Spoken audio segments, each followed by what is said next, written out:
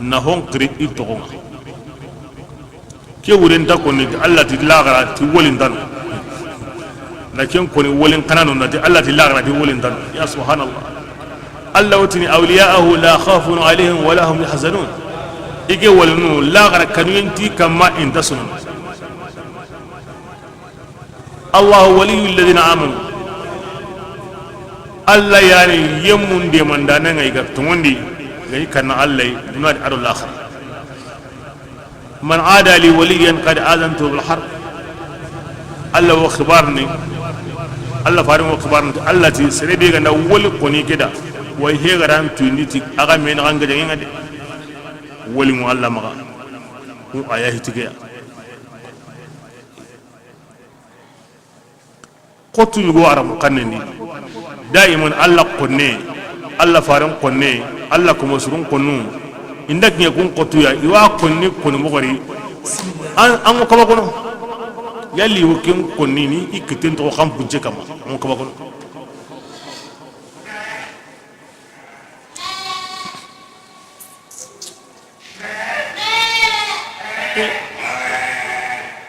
Allah ji wolin yi ma an di wolin da Allah kebira Allah antum wa man asdaqu min Allah haditha man ke yantum aga ampanya aga wa maga anakan kain kaduna ndi maga koni himbe entano ma tinya hulania kempo ndano hello yana ya subhanallah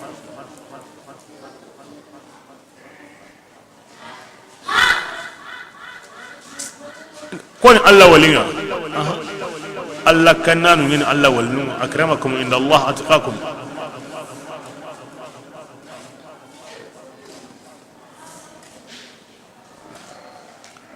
لا كورهتي ولا يجد من دون الله وليا ولا نصيرا تنتر ولي أغرنا عند الله نغام ديمان دانا أنت كوني كندو مسا أم بيغا هوتكونا يكون هلو كنتي يورا مشكلة نقول يا وان كن نقول لنا كبرين كني مني العداوة قلنا كيف أنا كي كن مغني نهون كريت تقوم هون صور مكندي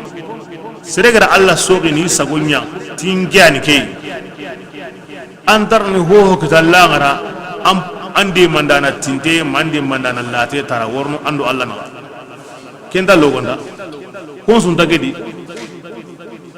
comme muskila ko lol wanko ne wolinu na ke sawra an kumba ne ko ni na kutun don wala wol ko ga ma su muskila ngrandi na ngade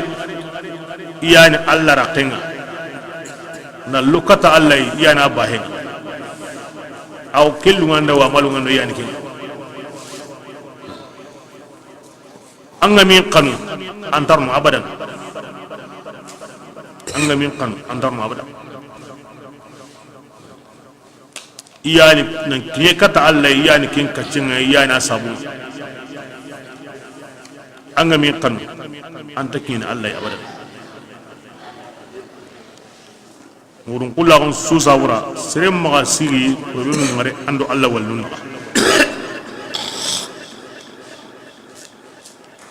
kinga ya bani wonda son ho an gullin ta surno an sihin ta surno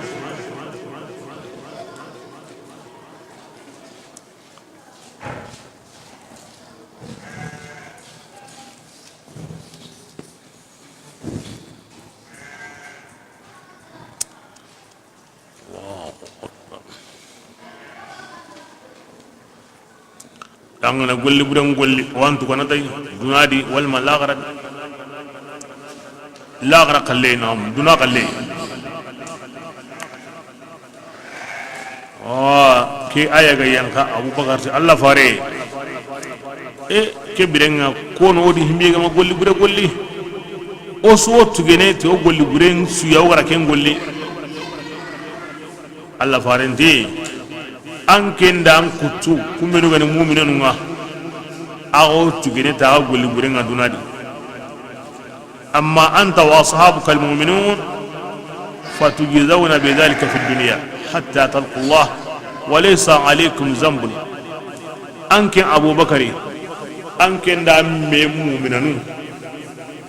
alla ga ti wotu kana golluma wotu gene de kangun kallimu baka gare de dunadi ko tabi amande kin alla yi kinga ni ho hon ta gadu alla na gare hubbe amma banuku amma al akharun banuku to ho balnuku kun gone kalle fa yujma'u lahum dhalika hatta yujzaw bihi yawm al qiyamah iwe kun kallen suka pame har banen tabaki di dunari la gara kota alla na suka home ni tote Abu Bakar a alla fare a khoto de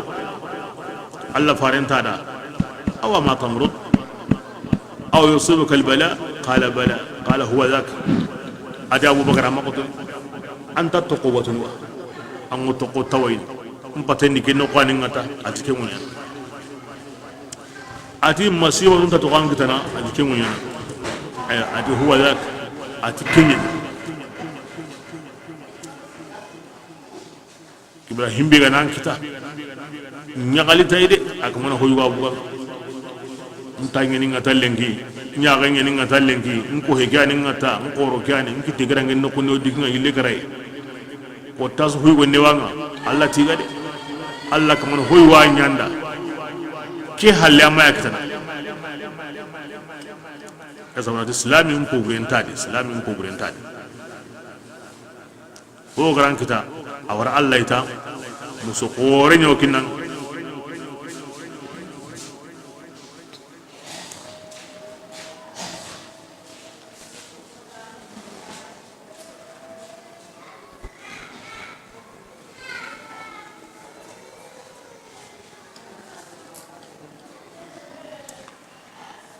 bismillah adi yemmen biya kenga golli golliya milli golli sirenga min lil bayan wal mal tab'id anda golli sirenyu gonya anga kata himbe nyanadi mangana golli siro golli sirnya himbe tuin dengan di golli sire golle nyana nyi woywa anya ya garewa ana nyi golli nyana ge Allah to mun yemmene de tebida golle nyana ngandai awa Allah bayana ko yimme kumma an ko to suru worno arjanna di inta kunto nyana arjanna di hari tamaro qotin tombe mo gombe har kemmenne kibra himpiti okunike hinna golle nyama golle ngana bono atugarum be kan golle ngana suro atugarum be kan alla gana tinan tugati golle burenga kiyadi ngara kanda anda bo hilla kapenga ira honsu hanasla ikomenda anda lumida yo maga anda lumida ama lunga daga kibra andu qoto annantu ko buren togono asu anse konya hosireni nanse konya hosireni ya zawana nage golle sire akan demu allama awa darono awa demana awa kaman darono awa demana ke qalle dron ati wa man ya'mal su'an yuzabi me ke qalati wa man ya'mal min as-salihat min lit-tab'id aga logo mo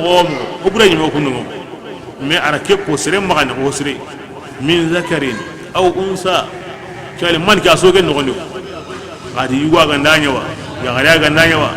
ko sawra na yugo do ya gare na besu na ampatenga sa ko sire nyan kanema gasharti al-iman billah osugande o islamiya ga wali manan ka ungan qora me mobe o golli surun hanqa hanan qora me ke modi huwa mu'min golle ligaye ko men al-akhirah ana diga balawu ajungini maniya golli nyanga nan islamago osugande islamiya kana wali manan ka ungan qoto me mobe o khalasi ngo me kane mobe kebrenga ken suta mo jongo tuni diga me ko mo na ke mo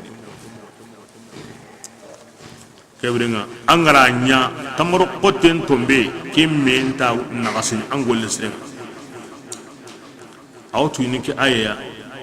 golle suru mbaraje lagara aw kinanga no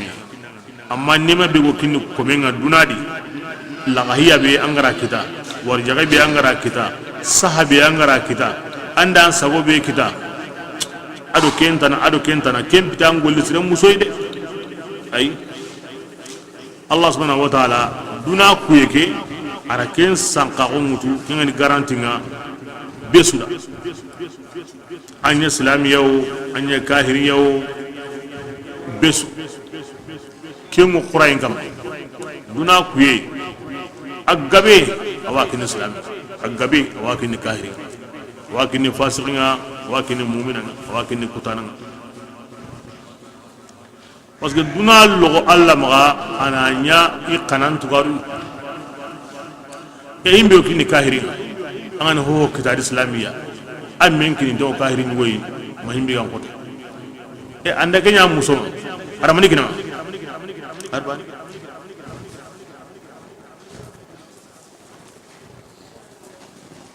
nan digaro kikille anna Allah kom qorun ngoyi Allah kana qorun ngoyi Allah dunka qorun ngoyi la yantazuru bi amalihi aljanna igo golle sirebe nyana inta arjanna dukutayde يقولون إنما عبدناك لذاتك لا لشيء آخر الله أقدام بتو أني مياد قنو ينقبا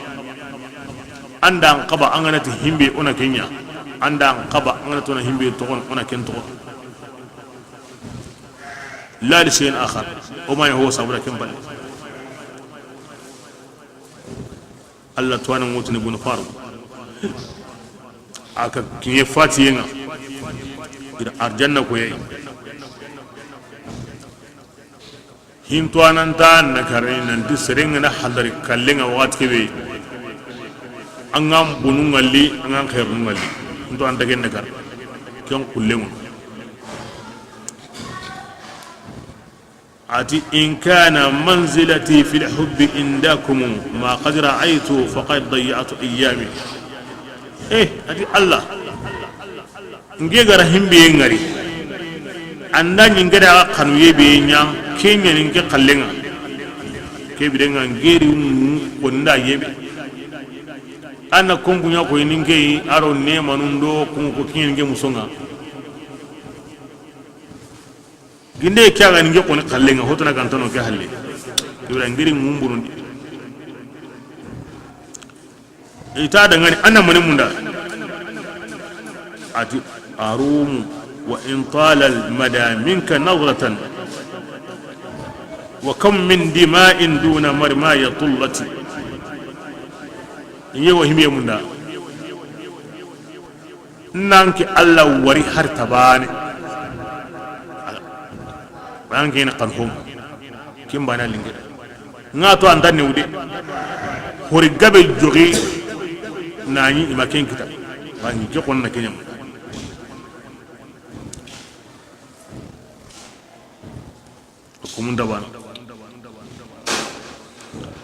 بسم الله ومن هذه مسميا كنغان سرون الدين ممن دين يمنا أغري دوكني الله تعالى وكن يمي الله باننا ويمنغني أغبتي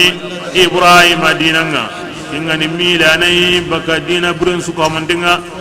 إبراهيم الله ربارندي ما كان يهوديا ولا نصرانيا وما كان من المشركين كبدا يهوديا نغتي أكو أو النصارى ننتو أكو إلا كبانا ننتو أكو إسلام ننتو أكو الله يغري قلم قل لن سروي الله باني نغن نغندي كين كمان يجي من كتن لاغرا ودينانغا ني يهوديا ني نصارى ني إلا كبانا ني كي من أحسن دينا ممن أسلم وجهه لله ومسلم دينا بيتون الإسلام أغو كين ينقص دينا سوكه من دك الإسلام أغو ينقمه الله نباني أن ينقمه أندو كني الله نندو كني الله يهون سودي أنت كنت هو الله كنت هم بيتان كين نجي خليل كين الإسلام أغو كبرنا هلا كبانو غاركم بقولون إبراهيم الدين عن الإسلام أغونا dina buro dina bure atakenda kendi bismillah ibrahim allah ibrahim atigiti nanya minjeng ya minjan senne aminya magunna senunta allah ibrahim nyakiya khalilullah khalilur rahman aro siren takka paken to godi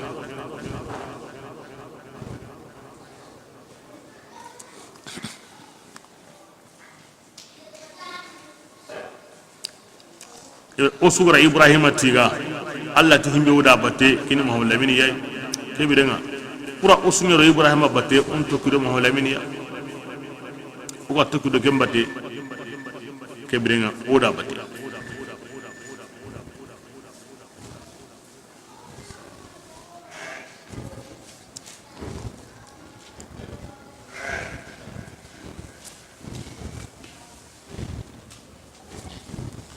ni kiungureni alla gara serebe nyami nyangi kebirenga am paulanda seren tokkido ken kam nan diga kilembate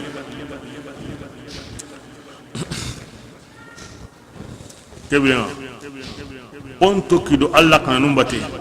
ni ya mariyem batu ni batiyem mogon sere ni alla hin konnem mogon sere ni jukun sere kebirenga ke aya o ke sabatindi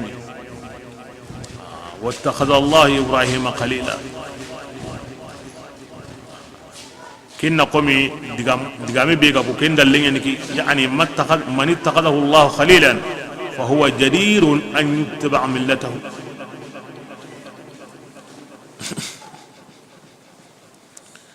بأن تكلوا الله كم سرنا ني يا مريم دبري ني حتى من سيري ني جوك من دبري ني الله يكون من دبري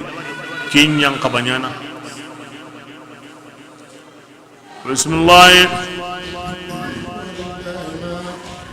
hon suwa alla dangani kinga kamun dikena komi digamba digandangi deke dalenya e kamundo munyendi no ruhonga ni alla kallenga abane kapalle mantai hodi kebirenga annam mani kappa ken allai honta himbe maka kempo ni taga honye ango himbe kafa allah ange ni taga honye ken aga sugan himbe komeya amara hoy ataga hoy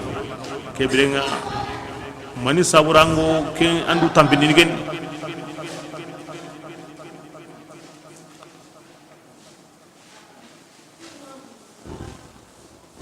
bismillah adi hon alla dago kamundo nyindi ado himbe kenga nyindi alla magri goringati awa goringata nay hon su kamante ataga hunyana su amara hunyana su akomi hon su watu agun nogondi alla ni yen nogondi amagira go kemmo godi koy kella kema warede ani kundunga daru aw kundunga lenki kumani ka to kunu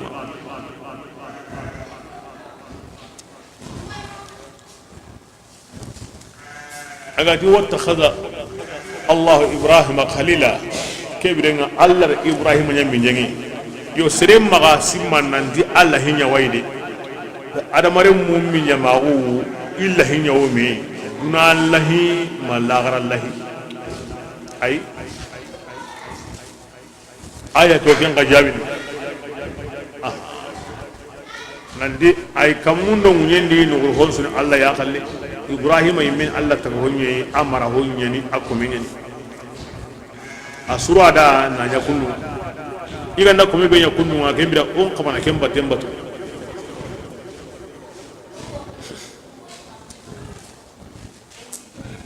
bismillah ya rasulullah wa nyumara wasaymundunu iya garun kibaren dia di qiyam kibaren ni rasulullah mudni dangani allah taala awa yumara wasana ya garun di qiyam ni kunga ga yumara wasana ilo ken qarana aga kamma qur'ana kitabin di kiyuti ayalun warna ayala kagal yaharu ihu tampon kebare aha itorondi mbalagu utampon kinne akini mbalagu itaqin diwa itaqinta diwa maning min kinniya kebira allah fade warna anturni kisu akida ti qur'ana warna suya akida interinge bismillah awaga yumara wasana yagarin yatimu khibarenni yagarinyati mun benu ankun awan pin kamanu ganta kun kinni hon kinni kunga igara ken fardanni idangani aga kawo aywa balla agani yagi kahana kebirin aw ken kana kwaran kunna aha an ba tugere menga ma aywa ahinyan ahinan ke yamga tangeni awa gidenga kebe ga kinai anta keke kinai anyi me kanda yagini anga tokono kunga masa jati dunge aywa kebirenga ango tamaini anda kara wakati kebirenga njani agrei hinni njama na gurengu ango ken kalama ogen hana yare kunna ade to da kama ken da bari kama ken yang gabe gundin ni wutu ni yari ina buren sabura na bure ken na nyimi na wala ko kembe gundin haram pare hinginta wutunu na tori muganda karana na bure mutu ken na be gundin kama yang kada wali kenta gemme yagare su maharna himbe gani yatimi angi be na de manana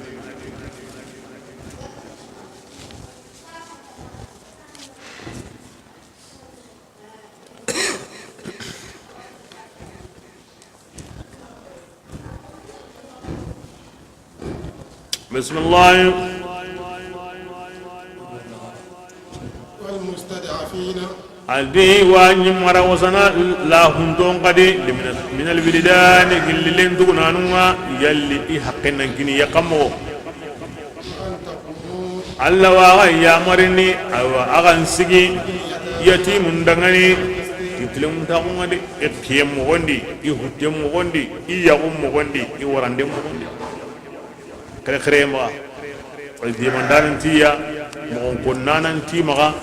ihinan kunyi mama an kun na bir saka kuna ya gabon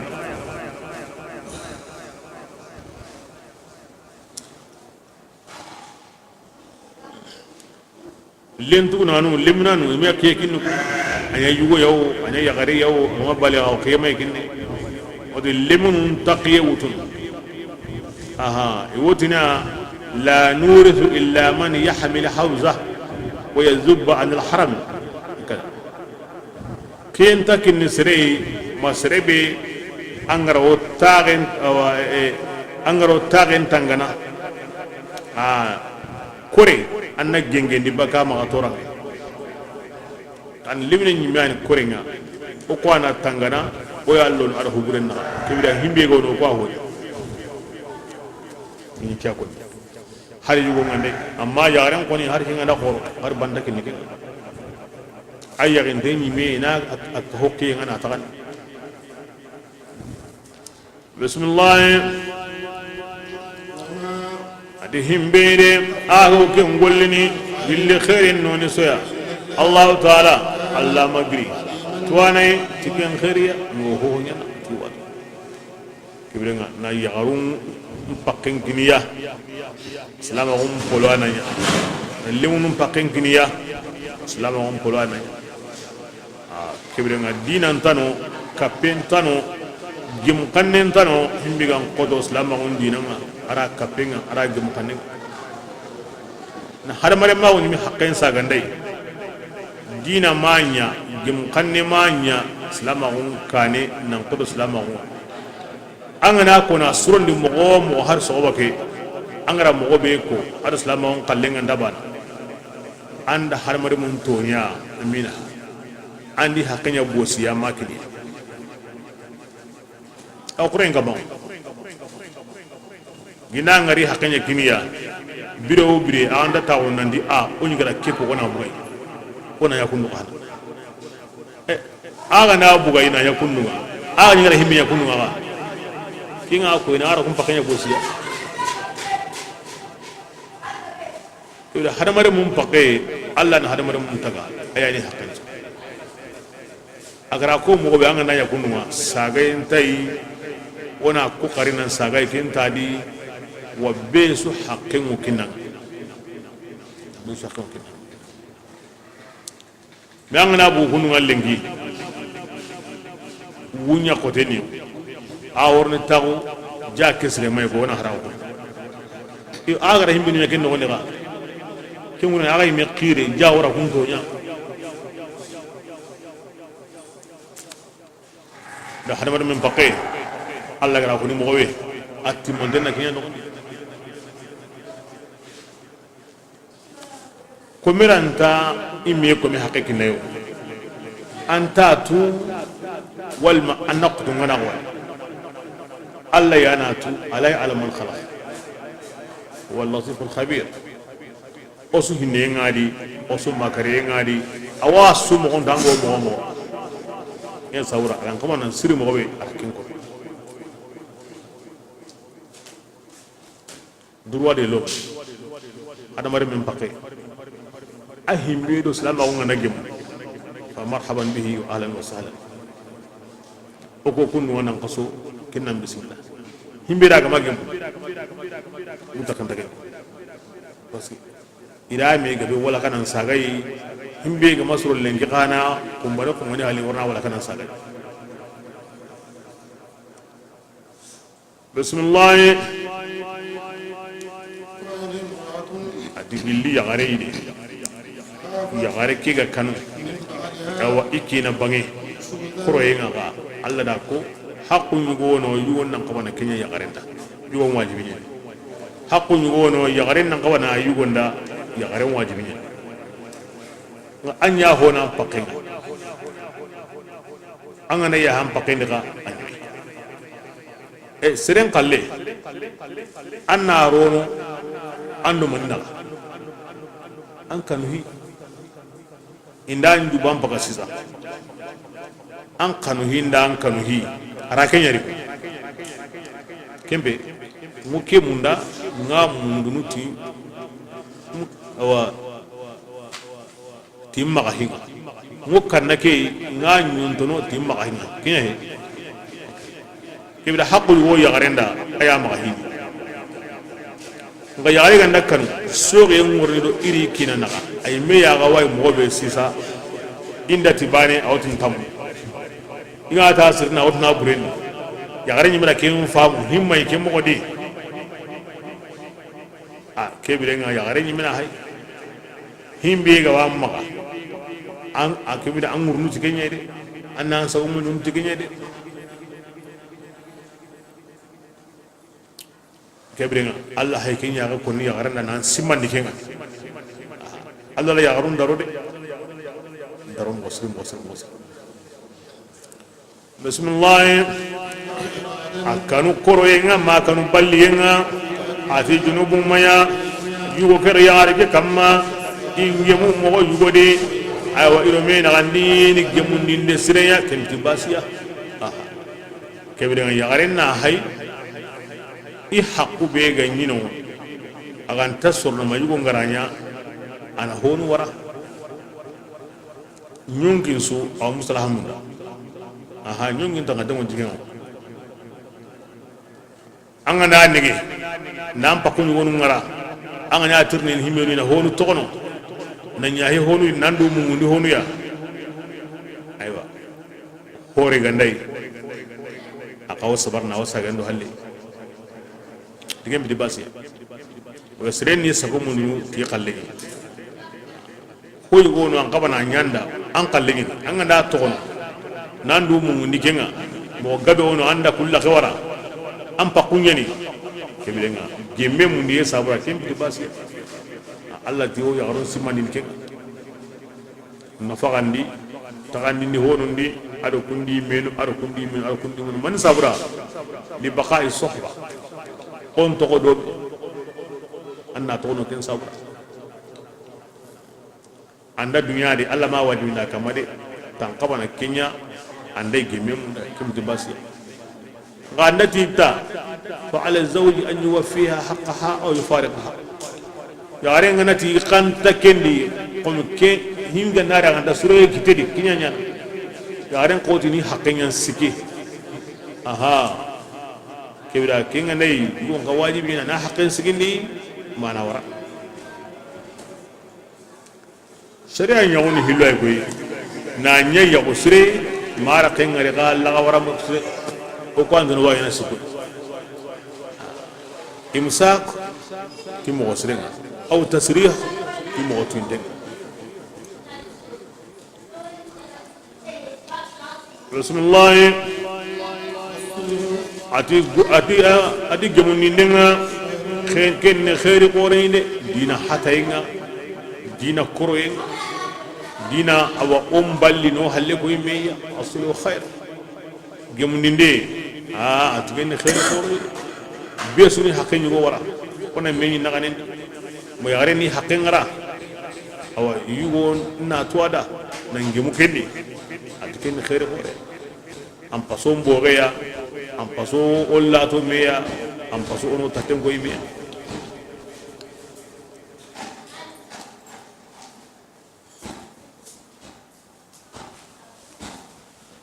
Rasulullah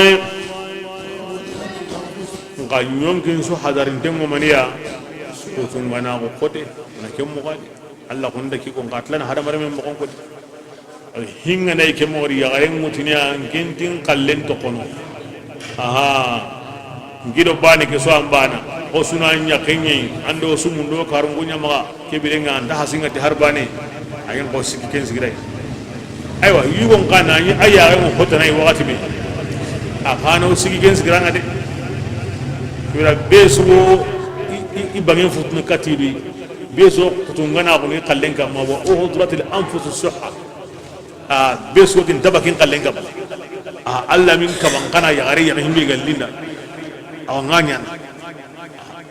o kibira beso sigi kallenga kinga ya bane ibul zaka sagon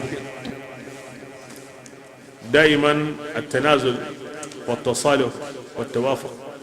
يسرني يغني onge munagane wana howara wana hotu wana me famu kenya seren besu wana sigi sigiranga donc arka wali bismillah ati yugo aganda yagarun yagun nyamille magon suronde dan kanu nyengenga karatu Allah Ta'ala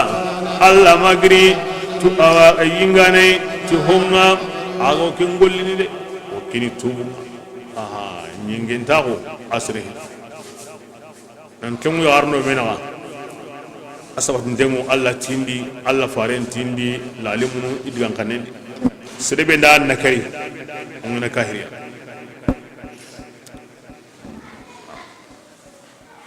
sero sere gama tilimu iya kundo menaga lagara kota ko ne ngurni atati banan keninte urenga atubuni mani ntaga menyana ndara ke wara o ni misali kebiren agan sage angani awa himbe nyana hobure nan sage na surondi nandu mugotu ame magan kita Allah tanga ndekenya yo himu kontentude anga tan tubi angara tubu ngullenga iwatu anga tan tubi anga manya iwatu oken kembange amman sondo men o kemunda dina kei ay dinu mun takendi honganya hillo idron hoy waw hoy wodi hoy wonda hoy wodi be suri kere kere hi aga yes koy be suri kere kere hi aga nyana atoy be suri kere kere hi o sondo men kanuye ay basin takendi ya sam Allah sallallahu alaihi wasallam ya garunya maka makabu ay tokotini ayo Allah ngaro himbe nyolle magondi ibn begara ken dabari magi ligati hoy himbe ke marande kan jumaka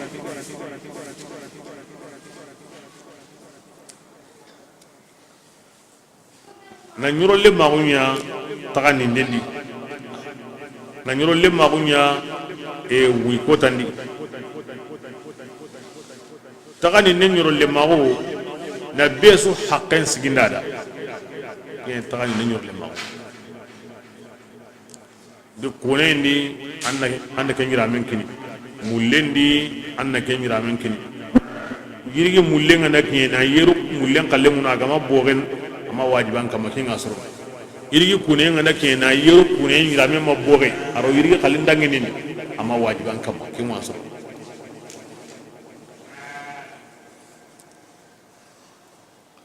imbe gani aywa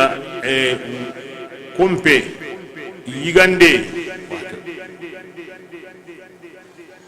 yigande na oguna suka huma me gunna soro o keni okulada ngana be su kallen kenje na kinai Allah wodo kina watin titagani ne nafaqa ken wurin ogu kalleke ken taka na suka huma me na kini o sere bayina su da bad lengi ko woni hona dabari ken taka mi anga wad nari niya yagaren suni iduran korei yagaru hilliga maga an koru hillay yagaru siki ga maga an koru hillay na to ga maga na to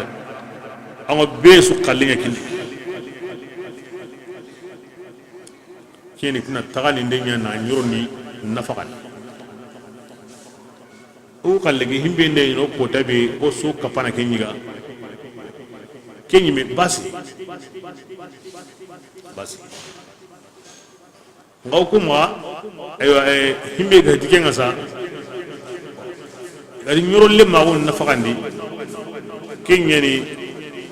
himbe biram ngoni himbe nan qasu awajibi nan kama anna kenya keda sudum biram ngon tabana nan qasu yon gani sunyuro ni biram ko kamuran kendi ken ko sirenye كيا تقولين تين نانيرون العدالة لا نيرون لما قبي أجا مؤمني جارين قبل قمم مغنى حقندي كينين كيا كنا ننتفق حكمندي أنا فقه كتاب سوهاي مذهب سوهاي هم يقولون أواجبني أنكما أن السنيرون دي نحقندي أنا هم بيكني كي أنا كمين أنا كني كي ande ken kana mengini kei na fagandi na ni ibrahim onta banana kaso ken taslama on fiqh su mo sagen na ko ni mo koy way to ko mo gayre banga ne sen ko ni démocratie mun taguran di mo in se mo angane tare bedi ken se mo bo ginne o mo gayre bo sere won o ti himbe ga o ka gumen ma kenya o kinni kebren o so ka pakin o tana kinni o kinni re mo nyi aw ko ni kenni re kam mo kebren atina ntele na faga bo kenya ngen dawu kentu ndenni ko atle mun dawu kana tu ndenni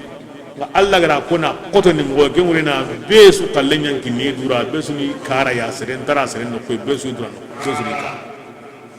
bo kem pakati na besu hakken kinai hakkebi ado kenga kaba wasa warni kani an yaro fiqh ndi ya garen na faqan wajibini yugon kitaye aro ya garen la hala kinyan kon fiqh yugon kitaye aru yagare la hala donc yagare la hala be hayga ko ni kinya ureni alla hala ngani mo be ya kewde anna fa kana kinne ke mo yadi umbana la hala umbana la hala ko kibire nga kel la hala nyam balagu ankin kitaye no ni kinya to ni ti anyinge na fa kan pin to nani akoni kununga serenga akoni harsa kamo ti awajibi ni anna nafaqa sunya bane ay asrin ni anna sunya bane mbe gani kamaran kin sirrin ni wajibi ni ya garin sul hala yugon kitayen no ni kin wajibi ngana sunya bane kamuran kin kallem pakenga kin husrin ni wana hon krito ke sirrin ni islam onni arkin wajibi ngal inta bana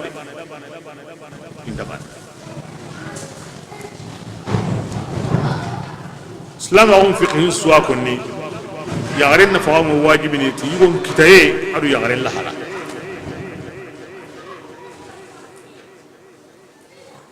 kinya ko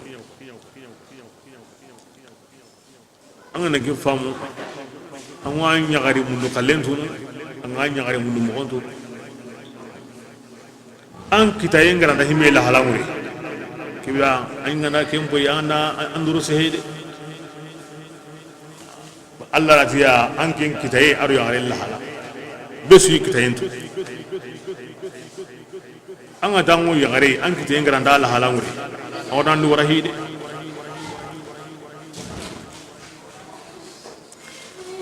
na hon kre to ma kin wajibi nga ado kesre ni daban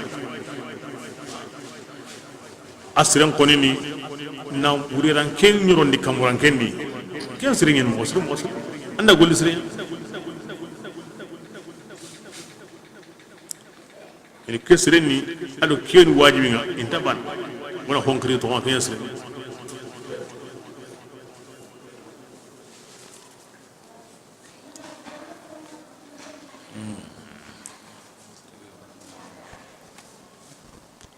بسم الله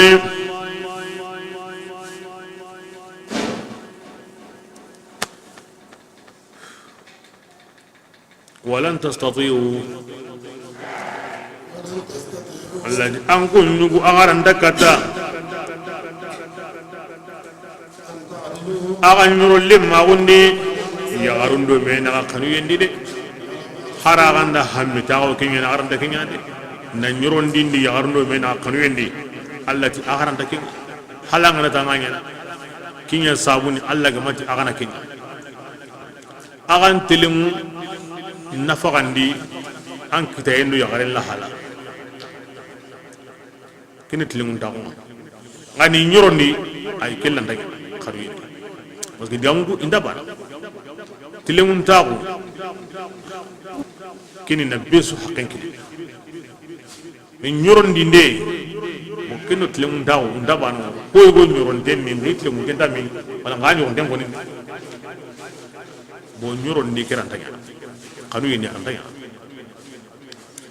bismillah wajah sedi kama aku saga nyenge aywa nyenge yang kempansu aha takan indendi arun nafakan anga nyenge ni kata himbe bangenga nafakan di kem bangenya kotenni anga nyenge ni kata himbe bangenga takan indendi kem bangenya kotenni kama akenda baride kanyuro katlem nafakandi aro takandi ahimbe gani kanuyenga allati makemu ndaga ma sar ndake bismillah anga nyenge baka himbe ya anna ko sagara kento ko mi tehu qasa jonginde ma kenya tehu qasa jonginde wala henake awono doro serentar narondi khari andarne hokkoli tay andarne holli hitay awono do yagare kombe yagare tambo be ganyanga anya kemba yagare kombe ni kunu ngadurani kombe yagare tambo andaro gundu marunga yani andaro yagin bali andaro yagare nyugun tagunga ago tagonna yugudu andaro yugu mungai ago tagon na yugu akunu ngadro Allah ajongi dingeni anda yugu mundi anda yagare ngana mundi kama kendo angana tla himbe kandi ka gumeni sagarani ani jongi kal muallaq ma yagare nyakunde ay yawun mogon surunda garo menaga manna waraybe yawun hilwa sikandi tay bismillah aganda surundindi title awa title undaunga agraga motu nyingen daunga Allah taala Allah magri afarana ya gadangani amagri hinnane junubu nga korom womu Allah ganda ko ni aywa awo tubun la kengo inanga yugo be ndani anyi ngendengani tagani nendi nafakandi ibra anti tubul la kamun ten ntaga me na kari ittiqa andandu tangay anni misali andara khawara Allah ka farana ni hinna na sere ma ne ko junubu ngade la ra kota anta ten kende kembi di hilinge de bismillah gilli aywa ya'lamu bil nahtimi annatu alla ukbane be sukari ni yurbanta undi fasamunda undi ken sewo alla da amadi warane bi hobure ay yagure nyama yagunna ngenan suru mara khengare nan suru aga na hatimi taranta suru alla da kenya mundo ma alla ga rabbi sakon kini ana yugo kini ki aro himbe ga me famu ana yagare kini ki mi aro himbe ga me famu ama gemma kan to me magana me tora mine islam muhammadu di kan imam mine mutlaqan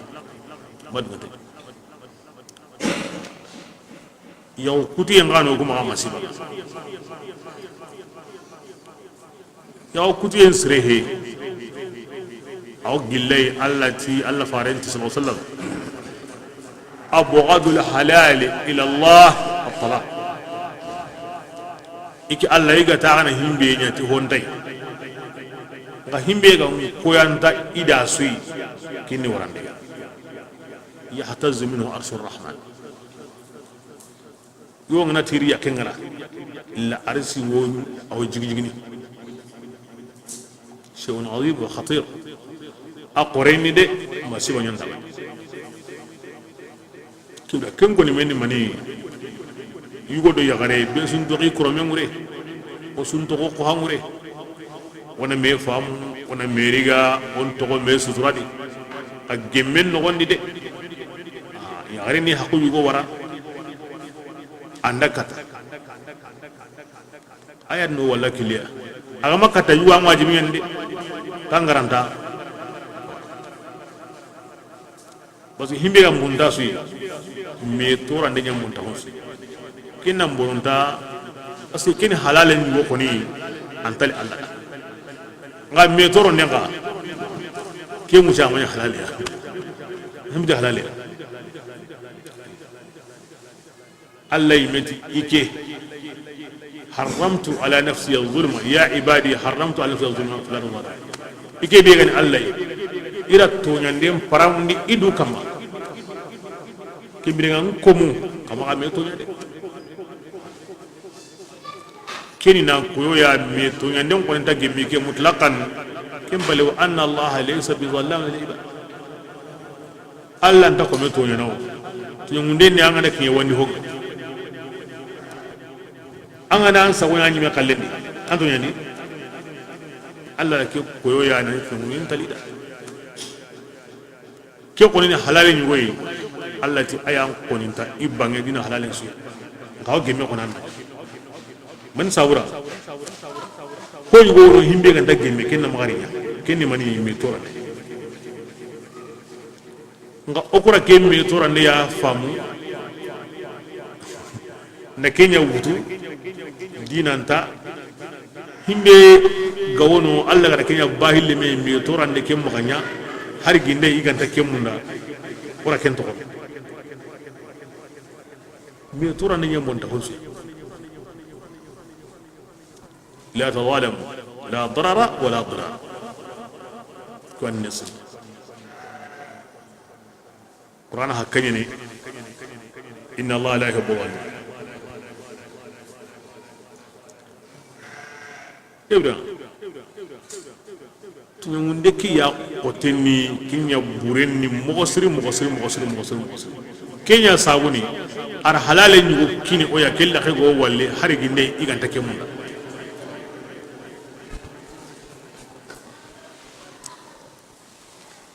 ko ganda kon do surono inya mogosirendi kinara kengari inya mogosirendi Quran gande yang kono kusu ona nyena surundi yengaranta nyana ona ra kawra na surundi o ma metor waso kinya ko ando kidno kusu on sabari ona me muni ona me hakato ko agama katanya naga ya kama to me ma na metor daiman anu wala kili hundi bira ke be darura qara yugon serbane yagarun serbane ala warni maniya anda katta surono kama suro ada khende walle wara mo be qari haran layina guri sage kama suro ala tasoro himbe alla kona nyakinga imma to me ma kona meto alla madu kinga pepe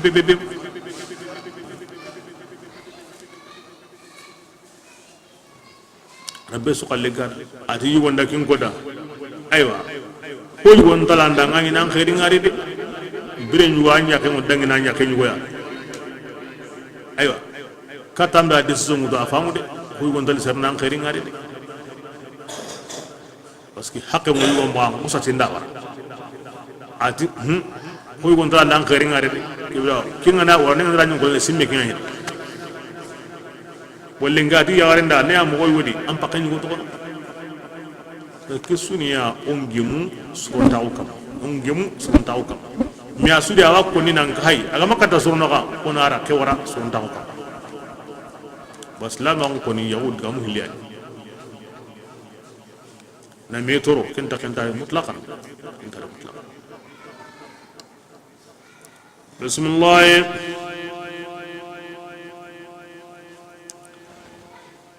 وكان الله تعالى مغرب أو يوروبا ينتم كان غيتا هوندا أما غريك من دانه سواء على يوروبا يمكن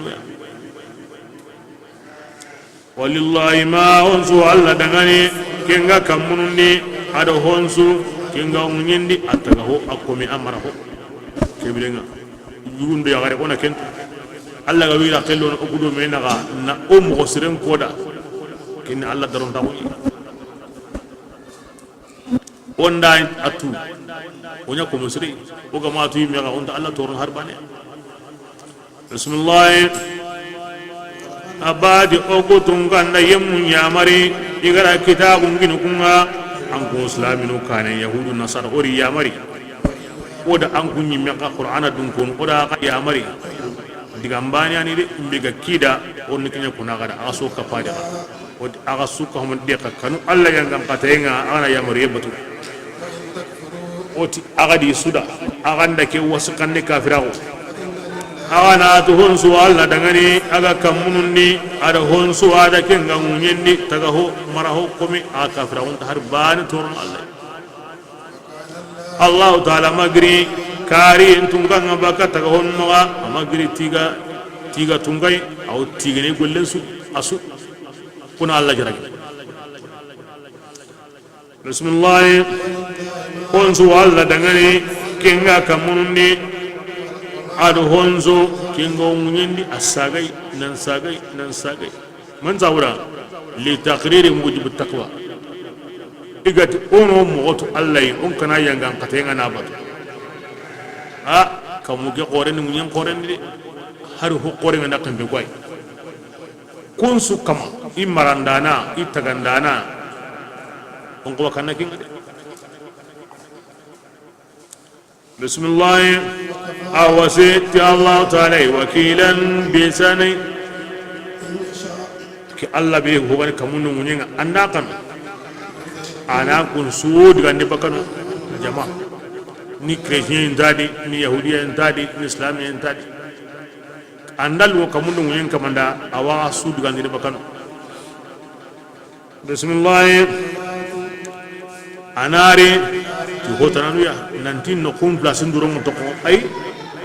ay bil marra ala sura tabani ara yumur bismillah Allah taala magri lani yani wakin kamade anyi kata kenga araw kenga lengi wa har kumanaro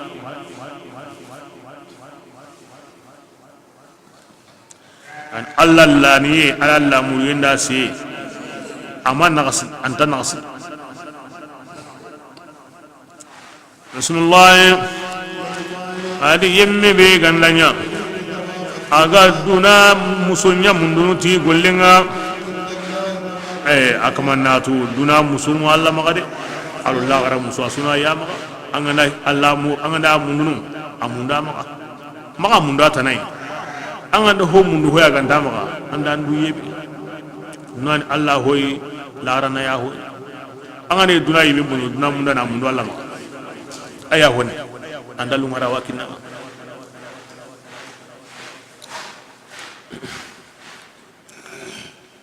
bismillah Allah magri kullum awadgamu mukanani ar kullum Allah ne okay mu ya yammu beno gati aywal duna la barajum Allah ma ado agorunti فمن الناس من يقول ربنا آتنا في الدنيا وما له في الآخرة من خلاق لكن آية كما يكون هو تدنا تاكن تكون لا غرا هو تدنا لا غرا أسوي بقى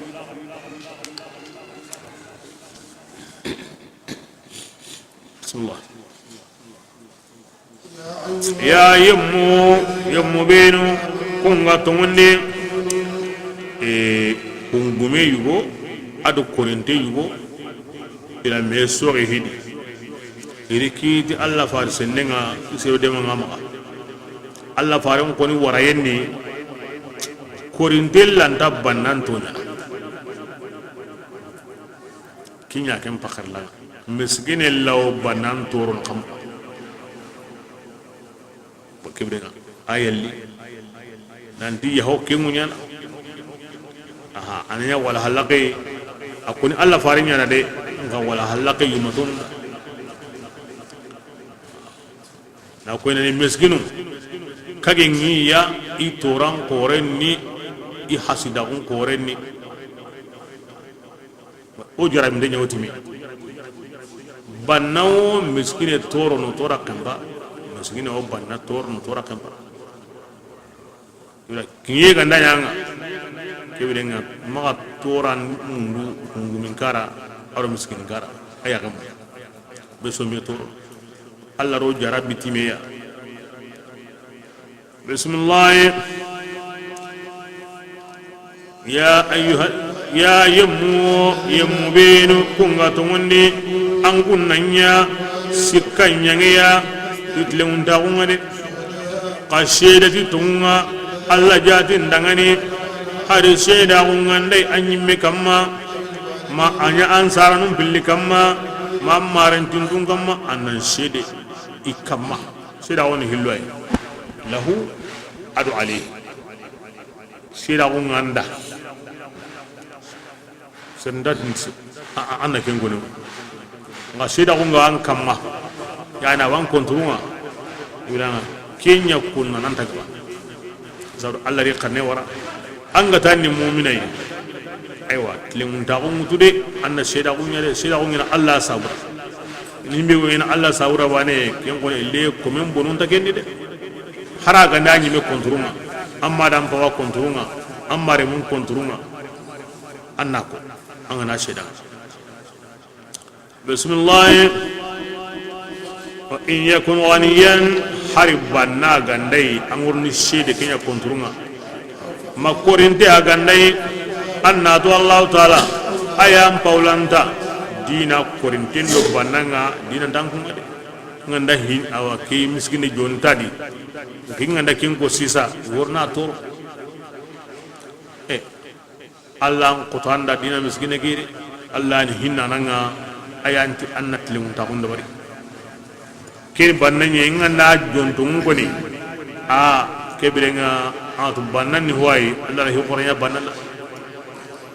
awa surnan dawo anta surnan dawo amuta maina di awa surnan dawo anta surnan dawo Allah da jo to ngoni on meke ndabate na kiti mo hoga benya da watu besu ta kun bannan ni huwai akkanu yemo besu no men kebirenga hoga wa konturunga angi wa kalama abbanna o ke sauda anta maina dawa an kanna yawa mabbanna ngani banani wa kebrenga na joge yawa na jonkine kununga na sida ko mugondi wallahu a'lam Allah khalle yan kutu khalle da sida o mu mun sauda ko ani koy ken dalimi mai keda kan dalim madim pawai ken dalim mare mu miskine ge darun tabun ahinengi banna ke dar dawngi ma so hayke Allah tabaraka wa taala bismillah ولا تتبعوا الهوى جعل سيدي قما أن ينقلهم بطود سيدا غندي أبا كين غورون أغرو تلمين نغا نغا ينجدي بكتهم خما كين دبر يعني أن بمعنى الله تعدلوا بسم الله إلا غندا سيدا غنترمي ما غرغت تنكو يا كنندنا قرأت الله تعالى الله مغري أو ينغاني تهمنا أغو كنقلني anda kini kama kini mogondi anda tromi awri kanun kam mambra kini ime ma kan da Allah watu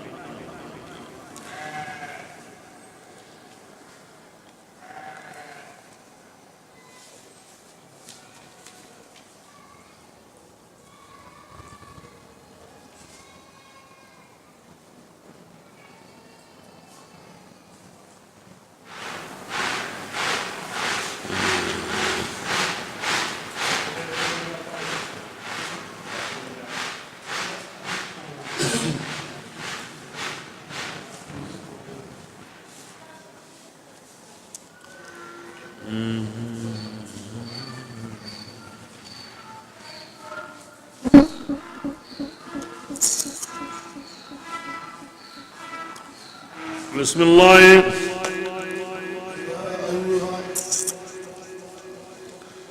يا يمو بينو كونغا تونغندي تونغندي او قدومه تونغندي كي كمدي ت الله باني نغونغا ادي فارينغا ارو كتابين بي اغرغين ينقني افاريم ولا من كم من القران قدومه كتابين تونغندين كما كتابين بي اغرغين ينقني ايو الله فرسنن كان كتاب بنو غرا كان قدومه كان كم امنوا الله سبحانه وتعالى بك بيغرو يا مد تتل منتاونغا كبرنا نسابون كو كني ساو مامبون كا كونغا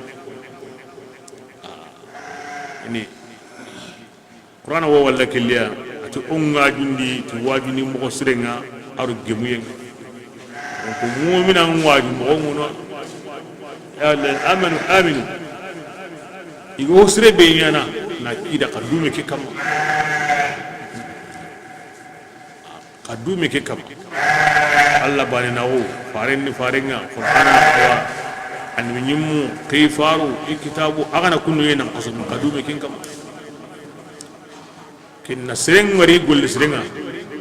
na kada hulani anda ki golle bi anga wangi na srenni am pakara tuqadi kin fana jukunu wai wa hatenga sa awatu nan di golle srenni e Allah yimiti komenda ango kebe kama duma aka kama na koda kama kenya nan biyan gritan to anda ki golle to kenya na ki muslim patenga sana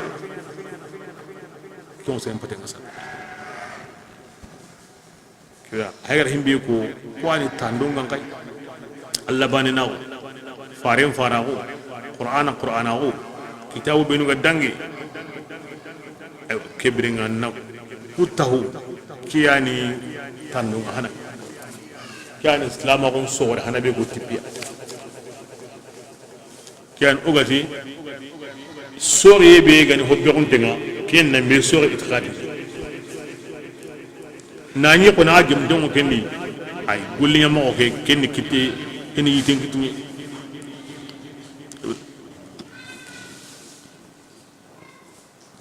بسم الله عليا نبي اي كافراو تعالى بينهما ادو الله كتابنا ادو الله ملكنا كتابنا هارuna akafira wonti kotanga ngani kota lagarenga ken kamane sanku ya Allah tu mosiri tum anga tungoni tukui kinan kande muwaffaqan arno kan nugusni samdaw kan qaida bismillah adiyammu binu amanu igatungondi nabillahi musa yahudiyanu kempalle kafira o musa mekiyendi ra gumbombatu kempalle itungondi gumbombatu kempalle nabila isa gari ikafira uti kendi kitabinga kempalle i hayga jidi kafira uti muhammadu di qur'ananga alla manya in qafari kundangani ni to kim modide amanya kay gabi kandana kande kille ni to kim modide agodan don to gondi alla baneya ada faru aro kitabu yahudu nasara aywa inati okuy me kundunye qatuna tim malikanunga Allah gara kotanga okuy mena kundunye Allah haygere khidi bakari ni siri ay yahudiya kumbe go brandino madina ara kumpolo kallengo hina aga to woni di musa yi ara gumbo mbato aga tubi isa gari aga tikendi kitabe ni gare gilino ngunda wara Allah farengari ay hokoni ho anka haydare kibda allati ma yampi imaga ni to kundunga ko intakille kama ni to kundunga kibda al nandin to woni kitabu amati magantan tari nto ngoni tasir ma isa bane wal mama musa bane wal mama muhammadu bane ay ikun honda bakay we honda udin na hoto ango himbe bire woni ango kan kallenya bismillah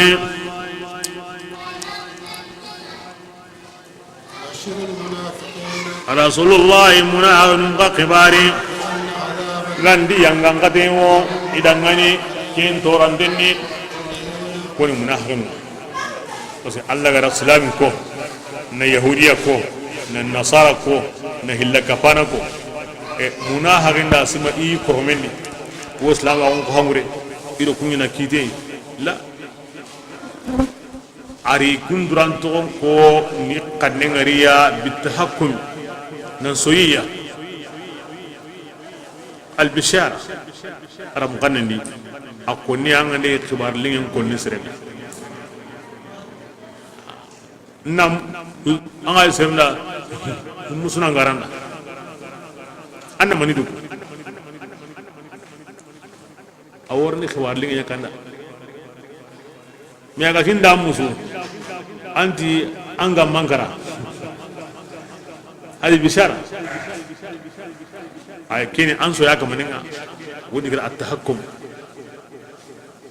musuna garanda angor na himbe ko akamanda ana holli nyen ngande ya hubure ngadro tikenda at-tahakkum anso ya kamaninga na koyay ndi nyagali be ga nyaadi itto mako ni islaminu ko hamure kebre na nyagali ndi kunde anga simna nallo ko hakewre dada yawa aya nambo ambuwadiya ampiti nasara yi ampiti yahudiya yi ampiti hillakapane yi wa an gandu wala ko habi qawra ampiti ke bismillah adim munaharun yamnyai ega kafirin tigidini min jambe sanui na mu'minun to kono kunya to woni munahar kibrenga akida tiqwar lingi be ga magana akida anna lahum azaban alima kwalli be ga inki Allah magana kuni munaharin da Allah fare tiyanga qadewi kane aturantenni de e kontini ni munahariya ma ngutu ngana to ngam magengeni Allah sallallahu alaihi wasallam ngidine munaharin itagmanche biremuna asku konni biremuna wana atu konni biremuna karaw konni bo qur'an qahna wa gabinya konni koni munaharin wa alladhina yattakhiduna al-kafirin awliya'a min dunil mu'minin kini munaharin tagmanche kahirun milam kananga yana pinyalle munga yana pinkamanunga an kan islamiya ngo sallan ngo sum allati amunahar bismillah ayabtaguna al-izza yalli kunna kallanka hunya mundunwa aw kafirun kumaka gina yana kenya sauda ina munda kunni waraka munyariwa ni daro ni bere ni sagonyi da kenya lidawa ginde ko kenya munda allati fa inna al-izza lillah adid kallanka unna alla ya dangani jami'an asususus duna kallanka an alla ya ma la gara kana kallanka an alla ya ma wala yanaluha illa awliya'uhu dunan kamana laran kamana ko honta kitana an sagun mi kita mo wandi maganta alla bisa alla kananu kunya honu dunai ya kumiyana alla kanana kamo tawliyat awliyaihi nan pinyal limunya alla kamo khorunga alla dun konu nan min nyamunya mu'minanu islaminu alla katana ma himbinu nya kanai maginya hin kamane an pink mana golligiya an kana golligiya an bisiyel ligiya an undalle ma golligiya na jon koy koy an ben islam an na kinya kebrenga an go himbe mun na dunari kallanka koy la gara di kallanka koy Allah ti kebrenga asuni sham ina kina ngan Allah ya mare so ina yan sabuma an mundu hoke ayanda koy ti bonera bugandi an takta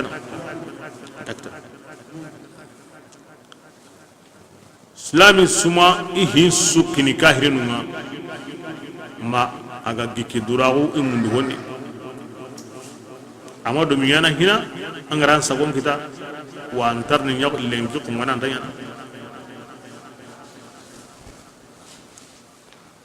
bismillah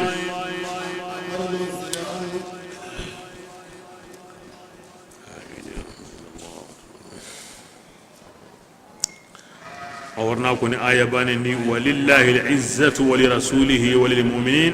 ولكن المنافقين لا يعلمون دائما إني هن كوني كاهر نقول من سورة إياني هن مما ناني يا مغا الذي كلنكاو الذي فارن من يهوني غمنا هغن تكنكوا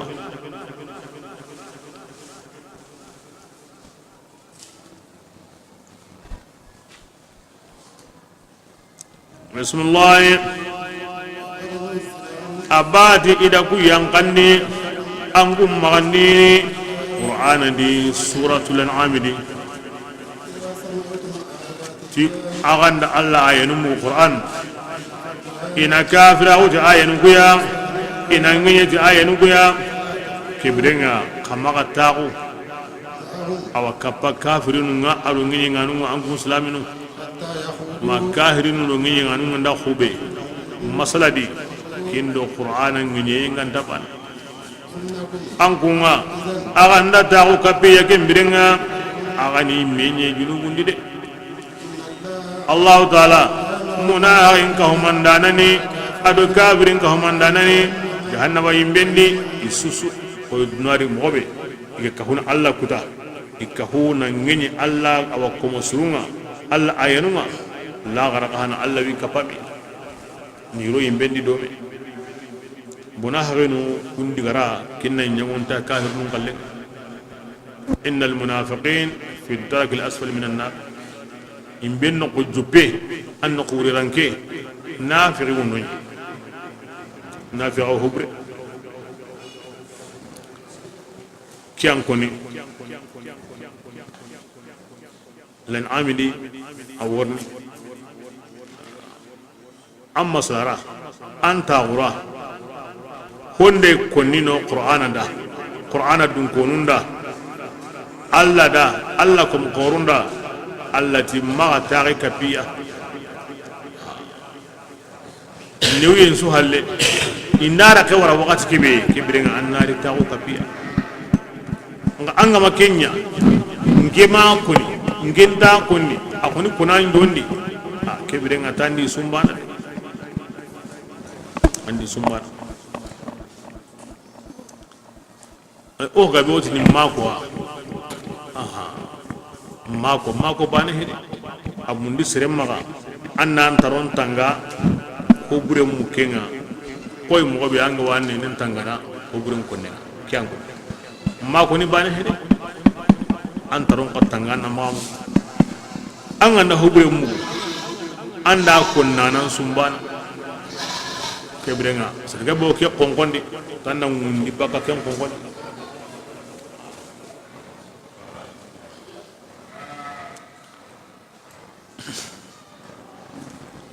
mako mamu anda jope giri anandi angaranta kenga kebrenga kulli wona kede anni kabako ne an kunna ngi xama ke ko de kesre de serdage ko ni de angaro ken ko ni kababa kay kebrenga anta ge ido mena ga yime way ngin ta ko ni manga to sute rono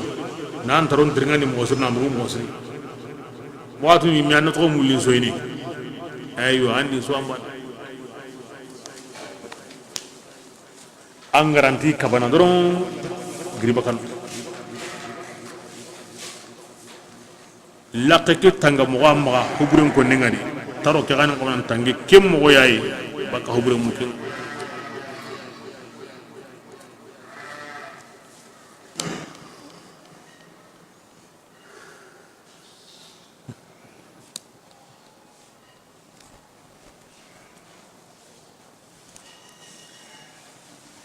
ya sawuni te anmarme daran gute ken dumundi anna anta wura am maslara tanna koroside anna waranya ga huncen kam ta ko kunni me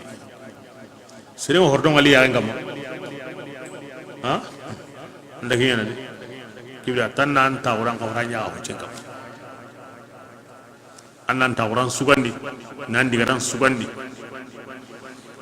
Allah hin konni ngo yana no kube Allah bingo konni no kube Allah ko musulun kawarungo konni no kube kinyani Allah hin konni ran anna no subandi anga ko di bate anna hangadi anga ta kunnu ngai mi haranga mako anna hangadi dawde Allah farandik sinema ma ati Allah ko musulun tawra Allah hin kunira aw qomiya serebe ga tawnu timasle gaga nan tati anga na hukum anda antare diga anga ma ko yimega andu na ko ti malingen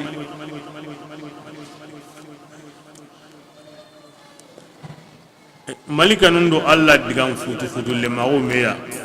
himinugo Allah hikodra munduno diga mel lagaru Allah hulana ko ninyo ay tawon no kunu ni harama gira kanema ken ka takaw ya hendi wa Allah tun yahu humul qawm la yasqa jalisuhum atakawari ama giri non kanema aywa ama hokoni ngaw tawon kabiya anya haken ga magati yahu nya ham bas Allah ko nanu ni seru yayi itagalliman tanyana galamajiya no kuburen katare Allah faranda kam salin kilo ya aw komi angana tago tuntun tate anga tago tun tate haranga ma mere katu amma tuntu fude an taron ko no man kangen himbe go dikan taron an ngune ngutimendi himbe timenga dali wa yimbi mprenga yenga awrna yira menga wasu budu amma merekatu amma yimbe futi ba kiswar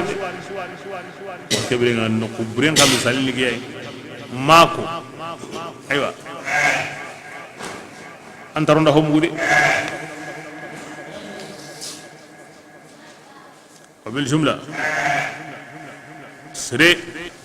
digara sugandi himbe anduna na hawa Allah garana hawa tawra togono tawra be Allah garana hakantaji Islam umma idinam batanam painan to kunu ade arira kello am ponsuri angar ndakon su awo himbe konni serenda am maslara anta wura kin ken kay Islam wondira kello islami angar dakon pinsu rasul mo won kanda kenya maaki ini ngita ko ndoro